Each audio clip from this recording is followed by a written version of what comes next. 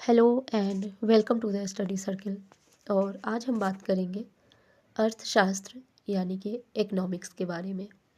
बहुत ही आसान भाषा में समझेंगे इसकी बारीकियों को।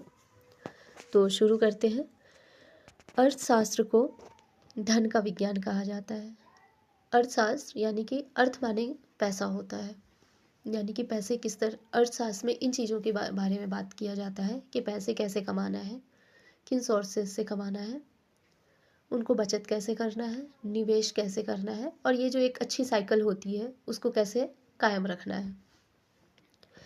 1776 में एडम स्मिथ, जो कि इकोनॉमिक का फादर भी कहा जाता है एडम स्मिथ को, इनकी एक पुस्तक आई थी 1776 में, वेल्थ ऑफ नेशंस, जिसमें इन्होंने अर्थशास्त्र को, इकोनॉमिक्स को धन का विज्ञान कहा था। धन का विज्ञान इसलिए कि जैसे हम समाजशास्त्र में पढ़ते हैं समाज के बारे में, राजनीति शास्त्र में हम राजनीति के बारे में बात करते हैं, वहीं अगर अर्थशास्त्र की हम बात करें तो इसमें हम अर्थ के बारे में यानी कि धन के बारे में बात करते हैं। इनकम कहाँ से आएगा, किस तरह से आएगा, हम बचत कैसे करेंगे, कितना बचत करेंगे, निवेश कैसे करेंगे, कितना निवेश करेंगे, मतलब कुल मिला के पैसों के बारे में ही बात होती है, इसलिए इसका नाम अर्थशास्त्र है।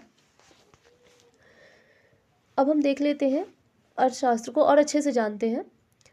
अर्थशास्त्र में क्या किया जाता है कि जो आर्थिक गतिविधियाँ होती हैं हमारी, मानव की जो भी आर्थिक गतिविधियाँ होती हैं उसका अध्ययन किया जाता है। ये आर्थिक गतिविधियाँ क्या होती है? तो आर्थिक गतिविधियाँ वे गतिविधियाँ होती हैं जिसमें मुद्रा का प्रवेश होता है। ऐसे कोई भी काम जो लाभ अर्जित करने के लिए किया जाता है, जैसे कि नौकरी देना, नौकरी प्राप्त करना, किसी चीज़ का खरीदा जाना या बेचा जाना, कोई व्यवसाय करना या कोई बिजनेस करना, ये सभी इकोनॉमिक एक्टिविटी या आर्थिक गतिविधियाँ कहलाती हैं। हमेशा एक सवाल उठता है कि जो धार्मिक स्थलों पर हम जाते हैं वहाँ पर जो भी एक्टिविटी होते हैं क्या वो उनको आर्थिक गतिविधियों में शामिल करेंगे या नहीं।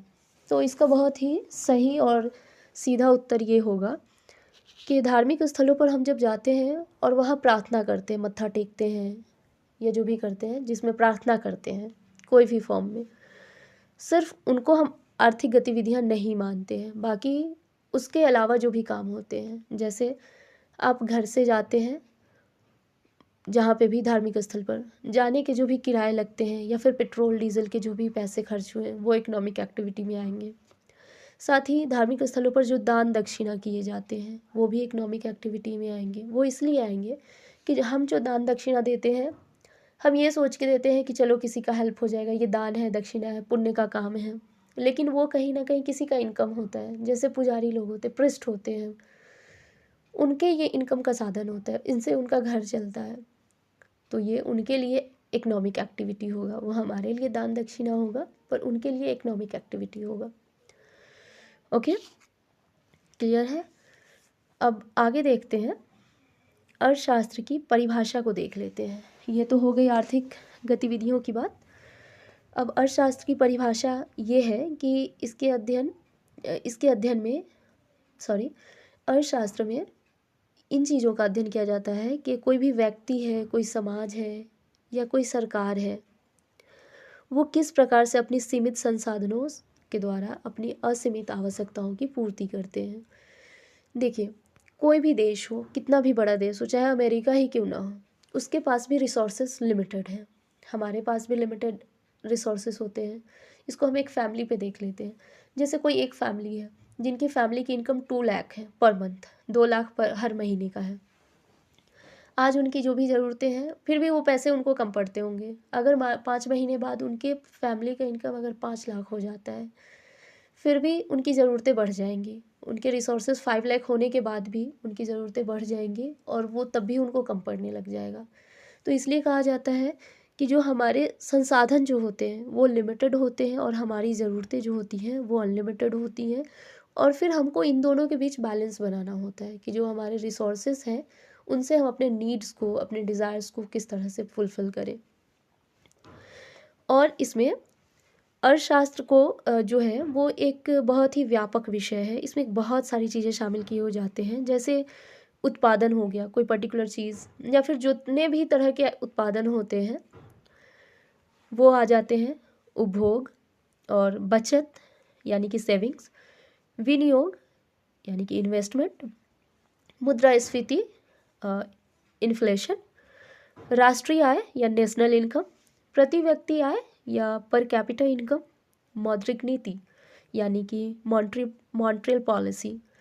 नेक्स्ट है राजकोषीय नीति यानी कि फिस्कल पॉलिसी, रोजगार के अवसर यानी कि एम्प्लॉयमेंट के अपॉर्चुनिटी, जीवन की गुणवत्ता, क्वालिटी ऑफ लाइफ, इन तमाम चीज़ों का अध्ययन किया जाता है अर्थशास्त्र में। तो ये समझ आ गया होगा कि अर्थशास्त्र जो है वो एक बहुत ही व्यापक विषय है। तो ये तो हो गई अर्थशास्त्र की सकारात्मक पक्ष के बारे में। अब हम थोड़ा सा अर्थशास्त्र के नकारात्मक पक्ष को भी देख लेते हैं। तो इसके बारे में ऐसा कहा जाता है कि ये एक डिसमल साइंस है, यानी कि निराशाजनक विज्ञान या दारुण, डिप्रेसिंग या तुच्छ या पुअर विज्ञान भी कहा गया है इसको। ऐसा इसलिए कहा गया है क्योंकि 2008 की जो अमेरिकी वित्तीय संकट आई थी उसकी भविष्यवाणी नहीं कर सका था, इसलिए इसको असफल विज्ञान या फेल्ड साइंस भी कहा गया है। इसके बावजूद भी हम ये नहीं नकार सकते कि अर्थशास्त्र ने विश्व को मानव के लिए बेहतर बनाने में महत्वपूर्ण भूमिका निभाई है। ऑफ कोर्स इसका हमारे लाइफ में बहुत इम्पॉर्टेंट रोल है। तो इस वीडियो में हम इतना ही। नेक्स्ट वीडियो में हम जानेंगे अर्थशास्त्र के जो भी का जो वर्गीकरण है उसके बारे में, क्लासिफिकेशन ऑफ इकोनॉमिक्स के बारे में। Thank you so much.